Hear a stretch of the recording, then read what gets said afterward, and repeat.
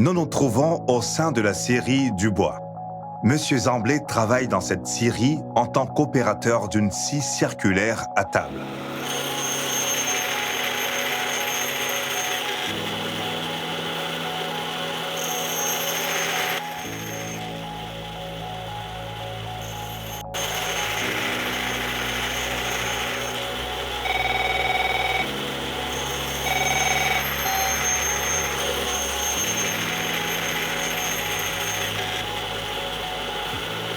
Aïe!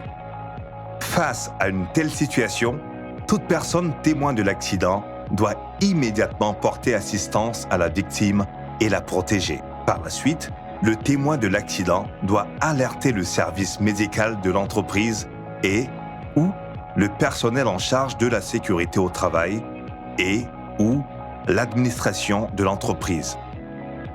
Alors, Monsieur Sécurité au travail, que doit faire le service en charge de la sécurité au travail ou le comité de santé et sécurité au travail lorsque survient un accident de la main? Excellente question, Monsieur Prévention.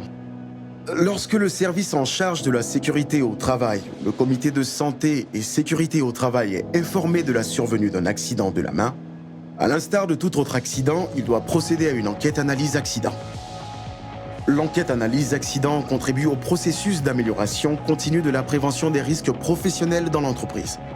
La démarche ne consiste en aucun cas à définir des responsabilités ou déterminer les coupables. Elle vise à rechercher l'ensemble des faits ayant favorisé la survenue de l'accident afin d'éviter qu'un accident du même type ne se reproduise.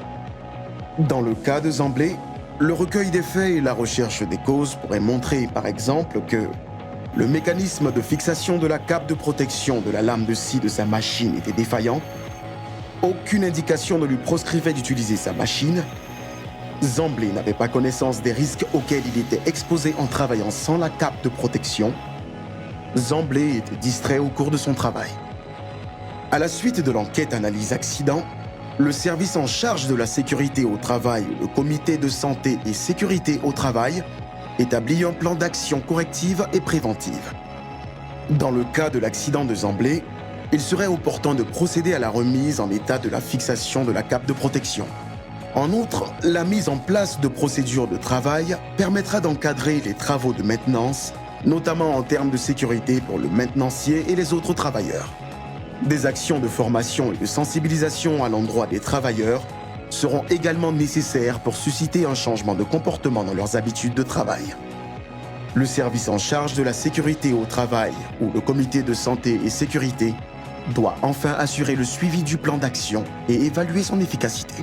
En fin de compte, les gestionnaires de la sécurité au travail doivent veiller à la mise à jour du document d'évaluation des risques de l'entreprise au regard de toutes nouvelles données d'accident. Cette actualisation de la documentation favorise une meilleure organisation de la santé et de la sécurité dans l'entreprise. Par ailleurs, vous trouverez sur le site de la CNPS un guide pour la prise en charge des traumatismes de la main survenant en milieu professionnel. Je vous dis à bientôt et n'oubliez surtout pas, la CNPS, votre partenaire pour la vie.